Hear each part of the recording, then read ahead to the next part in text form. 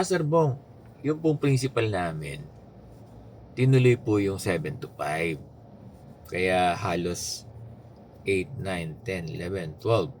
Diba? 1, 2, 3, 10 hours sila sa school stay. Diba? I-less nyo na dyan yung 1 hour na break nyo. So, 9 hours kayo dyan sa school. Almost 10. Ngayon, kung ganyan ang class program nyo at di na talaga pwedeng baguhin, ganito na lang gagawin nyo. Diyan ba sa 10 hours na yan, na stay nyo, ilan ang 6 teaching hours nyo?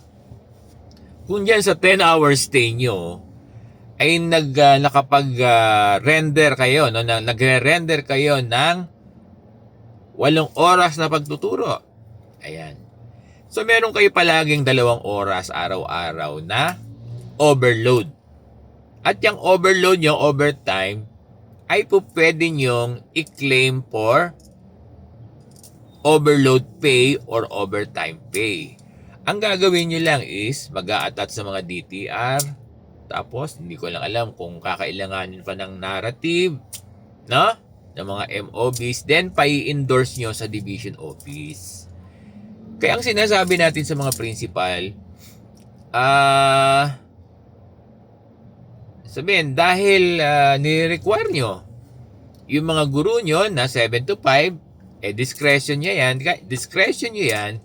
Kaya lang ang sinasabi natin sa mga principal natin ay tulungan sila. Dapat i-endorse ng mga principal yung mga overload, overtime pay ng mga guro sa division office. Baka kasi makompensate.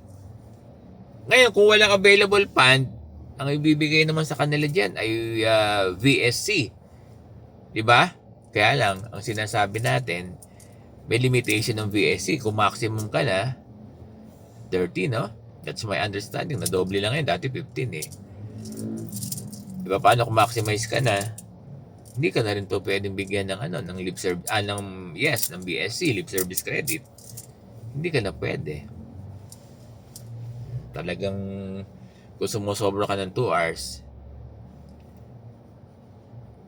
lista na lang sa tubig. Hindi. Malay mo. Diba? Mahirap yun panghawakan eh.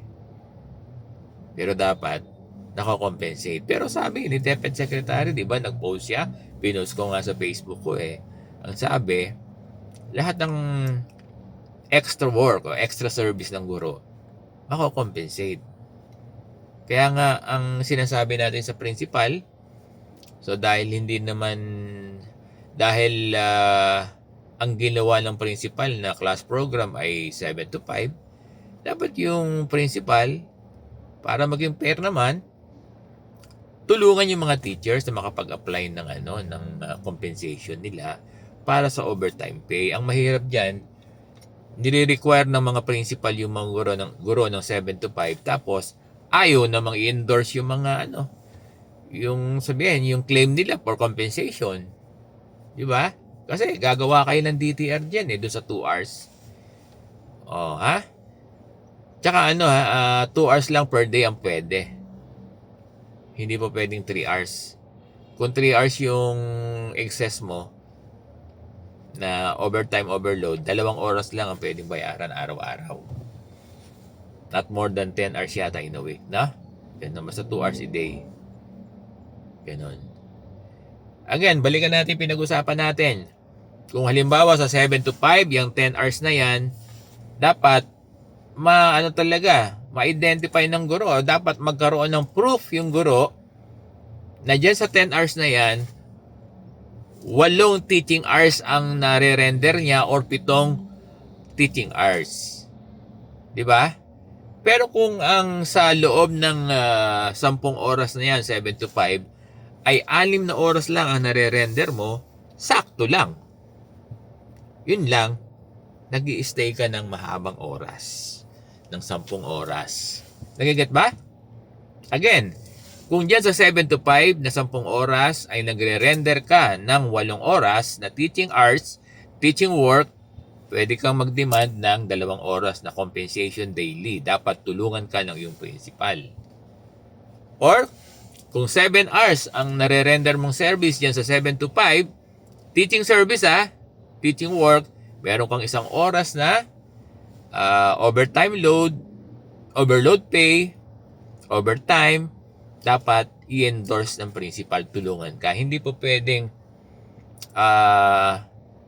kasi magiging unfair yung principal kapag hindi kayo ini-endorse. Di ba? Ngayon, panghuli ko na. Halimbawa, 7 to 5 sa 10 hours na yan, ay 6 hours lang ang teaching work mo, hindi ka pa pwedeng mag-claim ng overtime pay. So, ganun yun, ano?